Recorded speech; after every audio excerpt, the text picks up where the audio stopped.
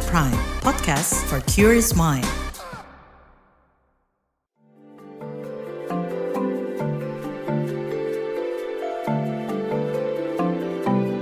Saga, cerita tentang nama, peristiwa, dan fakta.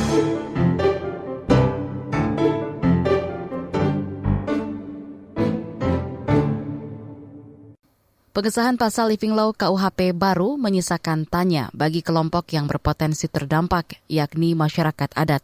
Pembuat undang-undang mengklaim pasal baru ini ditujukan untuk melindungi mereka. Namun klaim itu dicurigai hanyalah modus negara mengintervensi masyarakat adat yang sudah eksis sebelum negara ada. Salah satunya suku Toraja di Sulawesi Selatan yang sudah berabad-abad mempraktikkan tradisi warisan leluhur. Jurnalis KBR Nini Yuniati berbincang dengan sejumlah tokoh adat di Toraja tentang kegelisahan mereka dengan dampak pasal Living Law. Simak kisah bagian pertama yang dibacakan Astri Yuwanasari. Kenapa kalau disahkan? Itu kan ada pasal Living Law tadi yang aku bilang. Yang mana itu? Jangan sampai Ini adalah respon Hermina Pasolang, Hakim Adat Toraja, Sulawesi Selatan, ketika ditanya tentang pasal Living Law KUHP baru. Reaksi sedikit berbeda ditunjukkan Saba Sombolinggi, yang juga hakim adat di Toraja. Sebenarnya saya juga belum terlalu jelas Living Law itu, tapi kan negara tidak pernah menyampaikan ke kita kalau akan ada perubahan begitu.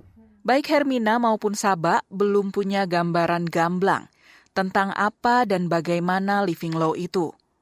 Padahal mereka bakal kena dampak pasal baru di KUHP ini, karena yang diatur adalah hukum adat.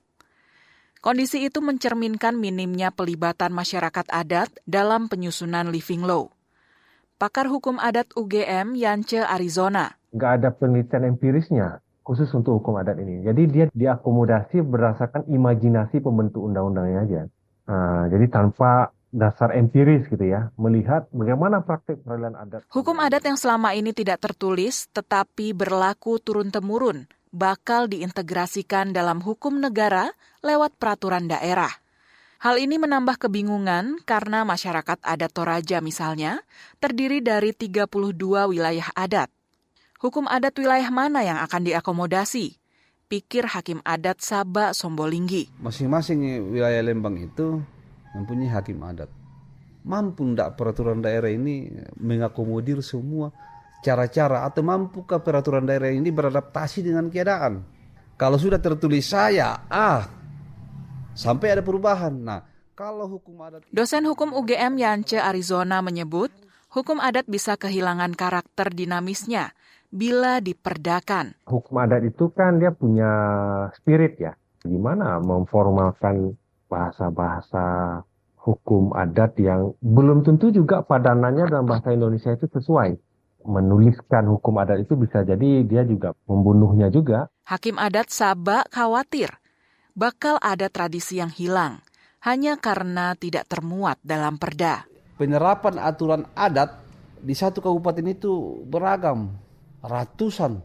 Nah, ketika satu dalam bentuk peraturan daerah, wah parah. Kekhawatiran Saba masuk akal dan berpotensi besar terjadi menurut Yance.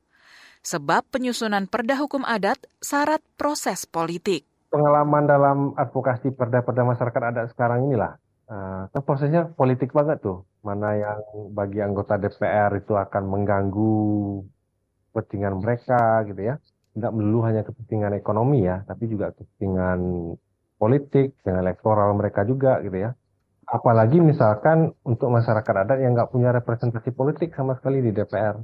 Suku anak dalam misalkan, nggak punya satu pun anggota DPRD. Bagaimana hukum adat mereka akan diperdakan kira-kira? Di lain pihak, proses politik bisa disusupi kepentingan lain. Saya justru menilai nanti akan banyak masuk itu bukan hukum adat, tapi adalah hukum agama. Karena ini proses politik nanti ya, policy makersnya itu nggak begitu banyak yang punya afiliasi adat ya. Karena mereka di partai-partai Islam ataupun partai-partai agama tertentu gitu ya. Tentu mereka akan mempertimbangkan nilai-nilai agama yang akan dimasukkan.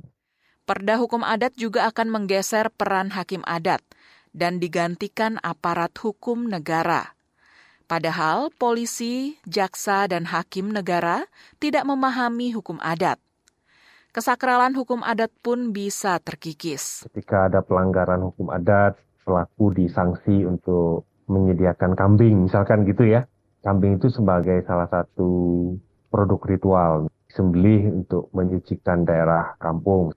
Dagingnya itu juga dimasak untuk kita bersama-sama untuk mencarikan lagi suasana karena ada pelanggaran hukum adat, kan gitu kan. Nah, tapi kalau sudah dijalankan oleh pemerintah, oleh negara, gimana tuh nilai-nilai seperti itu bisa dirawat ya? Karena sudah terlanjur disahkan, Hakim Adat Sabak berharap masih ada celah dialog dengan skema implementasinya. Orang Toraja sampai hari ini baik-baik saja dengan norma-norma yang ada, dengan tataran-tataran yang ada, mereka hidup damai. Itu karena adatnya. Berikanlah kesempatan kami untuk menyelesaikan masyarakat kami yang ada di wilayah adat kami masing-masing. Sepertinya belum ada yang sampai ke pengadilan masalah-masalah yang saya tangani. Beberapa kali permasalahan itu kita kembalikan ke tingkat desa, hakim adat yang menyelesaikan. Dan itu sukses. Demikian Saga KBR, saya Astri Yuwanasari.